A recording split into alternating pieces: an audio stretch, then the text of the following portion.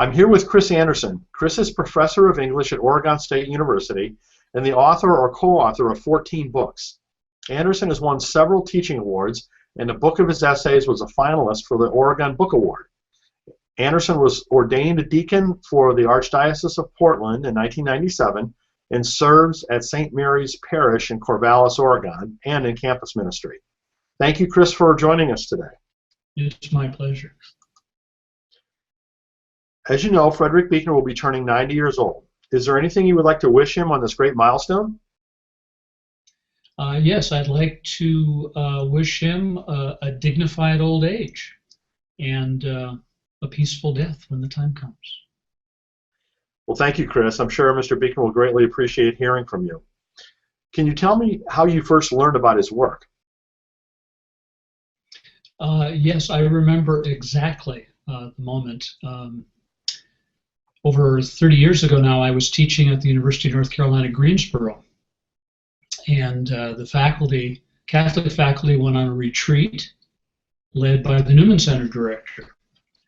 And I was sitting in an old red leather chair, taped over the gaps and slices in it. And Father Jack Campbell came and handed me this book, The Alphabet of Grace. And he said, "This sounds like you. This sounds like something you might like." And I opened the book up, and I'll just never forget the way those words seemed to be speaking right inside of me. In a way, speaking in my own voice, and yet in at the same time in a very new way. So from that point on, I was very, very taken and moved by Beaker's work. What would you say most attracts you about Mr. Beaker's writing? His lyricism. I love the way his sentences work and the way his paragraphs work. His concreteness. He writes a lot about how all theology is autobiography, is narrative, is story, and that moves me very deeply. I think he's right about that. I'm attracted to his compassion. He's somebody, it seems to me, who feels for others and is looking at others. It's one of the paradoxes of autobiography, right? That sometimes we read people who are writing about themselves and they seem to be writing about themselves. And yet there's this way in which when Beaker writes, even when he's being the most intimate, that he's writing about me and he's writing about others, and he's writing about other people with a sense that they are important and that they are valued. It would be easy to say, and I think this is true for me, very much true for me, and it's true for lots of people, that what attracts us to Beaker's writing is his vulnerability, his sense of doubt, his sense of thinking aloud, his sense of not being sure about things, of in some ways being an imperfect Christian. That's all very true, and yet it's also his faith in the midst of that. It's not just that he's wandering, as we all are, but that underneath there's this deep love, this deep faith, this deep confidence, and that comes out of an experience of God. That's what he dramatizes in all of his work, is the sense that God is here and God is now, not just far away and long ago, but here in some way we can't put into words, here in some way that only story can hint at. God is present. How would you say that Mr. Beaker's writing has influenced your life and your career? Well, just hugely. For one thing, this is not an exaggeration. That book, The Alphabet of Grace, way back in, could it have been 1982, 1983, called me to ministry.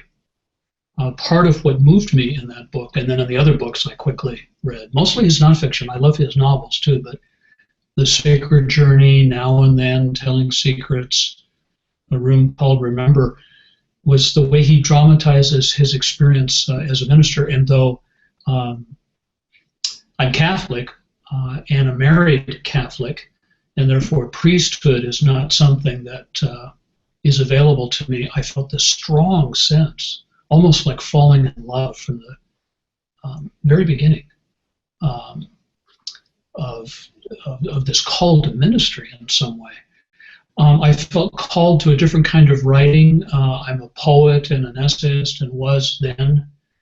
And I felt as if Beaker was showing me a way that I could combine my writing life with my faith life. I had this desire early on to be scholarly in response to Beaker. And in fact, I corresponded with him a little bit in the 80s. In 90s, I was just looking for those letters that we exchanged, 4 or 5 letters, where I wanted to write his biography. And he was very nice and very kind in saying no to me, that he wasn't quite ready. And I think that was a good thing in the long run, because I don't think I was being asked to be a scholar of Beaker's work, although I did publish a few articles back in the 80s and 90s about Beaker's style. So all these years I've been kind of working my way towards what that call was calling me to, allowing myself to be pulled both as a minister. Eventually in 1997, I was ordained a Catholic deacon, and I've been writing creative nonfiction and writing more and more about the spiritual life, which is a hard thing to do. And all of that I attribute to Beaker. And his sort of presence in this. I have a new book that I've been doing, and that's going to be coming out in the fall. And this book is very, very much the book that, after all these years, I think I finally arrived at the book that Beaker, I think, was calling me to, a book that I couldn't have written without all the intervening years and all my experience in ministry. But a book that I think in some sense comes full circle. It's in some ways my version of the Alphabet of Grace. So as you can tell, I'm very influenced by Beaker. That's really a great reflection, Chris. Thank you for that. You've mentioned some of his books. Are there any in particular that you would say have meant the most to you? Well, as you can tell, it's the Alphabet of Grace. I think I've almost memorized that book. In fact, in some ways, when I was writing this latest book, I was worried that I was just paraphrasing it in my own ways. This sense that God is present in our ordinary lives. I mean, I think that's the theme of all of my preaching. But then I think that's the theme of everybody's preaching, that Christ is here and Christ is now. You know, otherwise, what's the point?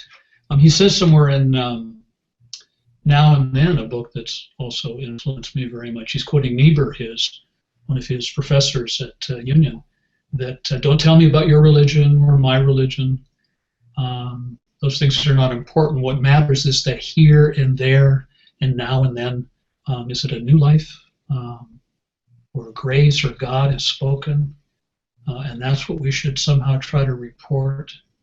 So I'm very influenced by that that passage, and Now and Then, that particular passage. In some ways, I link it with Pope Francis and the Joy of the Gospel, interestingly enough. That there's a sense that we shouldn't worry about rules and regulations and theological niceties, that what's important is to profess our joy and to profess our need. And that, it seems to me, is what Beaker is talking about in Now and Then when he quotes Niebuhr. Come back to that again and again and again. Telling secrets.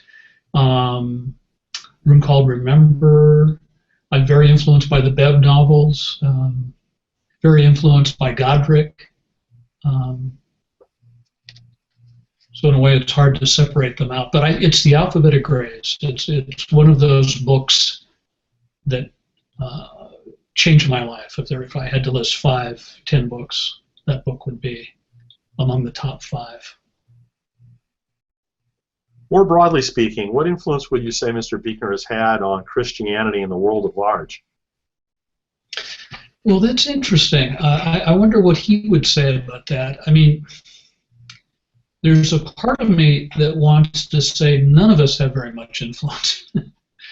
I guess that's too easy in a way, but I mean that Christ works through us if we can get out of the way. But also that there's a way in which, to the extent that even for a moment we can be Christ-like, we fail. We followed Jesus to the cross. I don't mean that in a dramatic way, but there's a way in which to be a Christian means to be unpopular, to be unread, to pursue questions rather than answers, joy rather than judgment, to keep entering into the mystery, and that's something that's profoundly countercultural. The popular discussion of religion and politics today is so polarized and so polemical, and that's just completely contrary to what I think Beaker is all about and what the Gospels are all about. But on the other hand, obviously, your work with the Beaker Institute, the fact that his novels and his nonfiction are so widely read, that he's influenced so many of us in so many different denominations and traditions. Obviously that's had a huge influence in all kinds of sort of hidden ways. In the sense that here are all these pastors in Lutheran churches or Catholic churches or Methodist churches, or all these people leading discussion groups, and you and me right now, and so on. And that what we're trying to do is just keep professing our joy. And I think Beaker gives us a model for that, and in some sense the courage for that and language for that. I realize this next question is difficult, but if you were to sum up Fred's work in a few words, what would you say? Well, one of the words I've mentioned before is lyricism. He's just a wonderful writer. He can really write sentences the way they flow. There's a Beaker rhythm. For example, he uses the phrase "of course" a lot, or the sentences they're conversational in this very deceptive way, and yet at the end there's this kind of qualifying or this opening up about them, or he'll often end with an image. So it's that, I'm not summarizing very well, am I? Lyricism. Another word is his compassion. Again, that's a word I associate with him. There are writers who say, "Look at me being spiritual. Look at me being holier than thou. Look at me being spiritual but not religious. Look at me being whatever." And Beaker doesn't do that. There's a sense of humility, but also a sense of reaching out to others. I feel in his work as if he's talking to me, and as if we were to talk, he would accept me and welcome me. And I think his faith, again, it's really easy to talk about him as a doubter, as somebody who struggles and shares his struggles, and that's hugely important. But we wouldn't be talking about him if there wasn't that conviction, that faith. And so maybe underneath all of that is a word like wisdom and eloquence. Well, Chris, this has been wonderful. Thank you so much for joining us today for the interview. It was really my honor. Great honor. Well, thank you again.